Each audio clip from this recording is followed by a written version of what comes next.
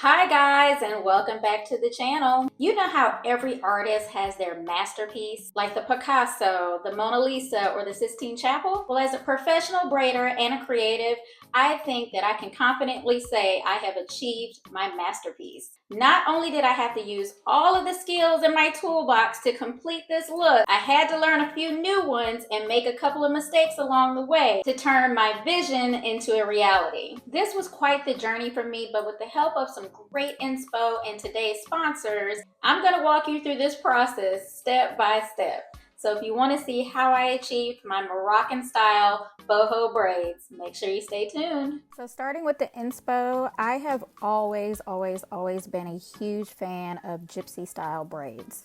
Gypsy style is usually like a combination of different style braids, locks, and twists, and a lot of times the colors will be mixed up as well. Well, at least back in the day, that's what we used to call these type of braids. But when you go to search gypsy braids now, all you see is boho, full boho braids. That is until a couple of months ago, I came across this page, Adorning Impact. As you can see, all of their style of braids tend to be kind of that gypsy style, but they're calling them Moroccan style, which makes sense. I really admire these looks because I always felt like hair is an accessory, and so when you have that visual interest on your head, it's just like a very creative visual expression, and you just cannot look at it. This particular style caught my attention because I really am drawn to jewel tones. I had every intention on doing this exact look for a upcoming vacation I have going, but then I got a call from Ywigs. So Ywigs wanted me to demo and review their deep wave boho hair. And every time I do a video for you guys, I try to do something different, something where we can learn something new. So I said, hey, I got an idea. This is my inspo.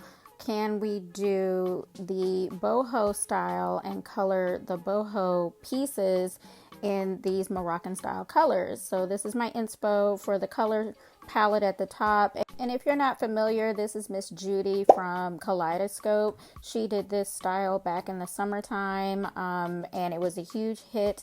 I loved it, but I wanted to do it in a different color palette, so this was a perfect opportunity. So Ywigs was on board, so they sent me over a couple of bundles of their 613 deep wave blonde hair. Each bundle is a full 100 grams, so if you're just doing like a sparse look, I would say one bundle is enough, but we're doing a full look, so we're doing 2 bundles for this style. Because 613 hair is bleached, it's naturally more prone to tangling and frizz and may not hold the curls as well as unprocessed hair. That's simply because the chemical process strips some of the moisture from the hair, affecting its texture. So while it may have this consistent wave pattern throughout, fresh out the pack, I am fully aware that once we start adding some chemicals and some dyes to it, that it will relax the pattern. Now, quick disclaimer, I do not color hair professionally, so please do not ask me to perform this service for you. This demonstration is for entertainment purposes only. If you are a client who wants this service, I would suggest coloring them yourself and bringing your own bundles. That is more than welcome. To color the bundles, I did the same steps that Miss Judy did by hot water dipping them. Because I was afraid of messing up, I did split all of the bundles into very small workable sections just to make sure that I got all the color distributed throughout evenly. And if I tested a piece and I didn't like the color, I didn't like waste the whole bundle doing it. I let the bundles process for about an hour or two since I had time that day. And next I went over each of them with a light shampoo and rinse. Why? Because Miss Judy told me to. I told y'all I was studying for this. Somebody had asked in their comment section what was that she put on the hair, and she said she did a light shampoo to make sure that the hair doesn't bleed when she wears it. These are the colors I ended up doing for the color combination. You can just stop to screen grab these. I was a bit concerned that the colors might be too vibrant, so I went back and colored a small bundle in this mocha color. And here's what the bundles look like after I allowed them to air dry for a couple of days. For the braiding hair, I wanted the undertone to be a rich, dark chocolatey color, so I went in with this brand. I'm gonna tell you right now, I do not recommend 0 out of 10. It tangles like crazy, but I picked it up because it was the only pre-stretched I could find in the color 4, 6, and 8 together. It was pretty cheap at only $2.99 a pack, and I only used 3 packs. And I didn't even blend them together. I just prepped them all separately because I'm going to do individual braids in each color.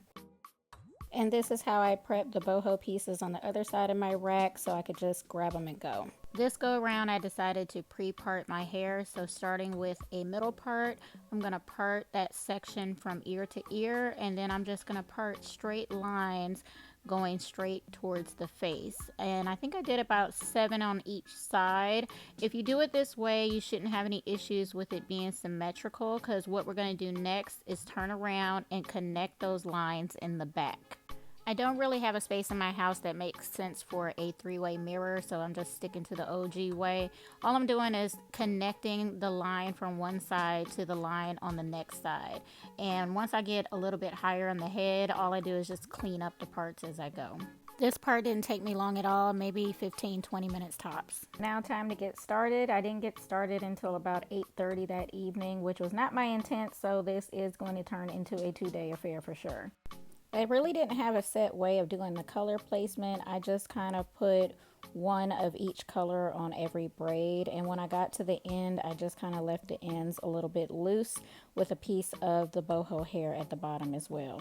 So you're probably noticing an additional detail that is on this braid, and that's because I've added gold thread to it. Y'all know I love braid jewelry, but whenever you wear boho hair, it gets caught really badly, especially if you're using like the metal pieces. So I wanted to interweave in this gold thread into each braid so it have that little bit of razzle dazzle that I like. And because I only added 3 pieces of braiding hair to each braid, I just added a piece of thread to each piece. And here we are at the 11:30 mark, 3 hours in. I've got the first 3 rows in the back already done. And for some reason that night I just was not feeling well, so I wrapped it up around 1:30. What I did was I did 1 row in the front and put my hair up in a bun so I could go about my daily activities that day. And I just restarted the next day at 7:30 p.m. I did feel a little bit better this day, so I was moving much faster. This is the 9 o'clock mark, so it took me an hour and a half to finish the first half of the front. And I wanted the gold thread to pop a little bit more, so periodically I would stop and pull a few pieces out and wrap them around the braid, and then just continue braiding them down. And also you may notice that some of my colored pieces had a line of demarcation where the color did not take or where the rubber bands were. I was not concerned about that part at all because one, the 613 was part of the look, and in 2, it was a good reference point for where I should insert the hair. And here we are on the last braid. It is 11:30 p.m. so that puts me at a total of 5 hours the first day, 4 hours on day 2. To finish everything off, I did my usual by braiding down the ends and dipping them in hot water. And it was at this moment that I realized I made a horrible mistake. So dipping it in the hot water without separating the boho curls actually ended up blending some of the colors together. So a lot of my lighter colors got blended together and it wasn't consistent from top to bottom. I wasn't horribly mad at it though, because it did mute out some of the more vibrant colors that I didn't want. I wanted it to be a little bit more dull, but that emerald green, that was supposed to be my highlight. I love that emerald green and I lost a lot of it. So instead of coloring more bundles and redoing the braids, I'm gonna show you a little hack. So I picked up these 2 greens that I had at the shop and I blended them together. Then I made them into little tiny micro braids that I could crochet in to my hair. I made about 10 braids in the green and 10 in the blonde, and then I dipped them so that they would have the crinkly effect. And then I just crocheted a few of them into the base of my braids just to add those colors back in that I missed. It was a minor detail that most people didn't notice, but it mattered to me. So here is what it looked like all completed. I would have preferred to have more of that emerald color showing because that was the highlight I was going for. But, you know, it's all a process. We live and we learn. So that completes today's video. As always, if you learned something, make sure you give this video a big thumbs up and tell a friend. And if you choose to recreate this look in any way, make sure you hit me up on social media so that I can share your work. Special thanks to Ywigs for sponsoring today's video. All the information you need about the products and tools used today will be in the description box below. If you're new to the channel, make sure you hit that subscribe button on your way out, and I'll catch you in the next one. Bye!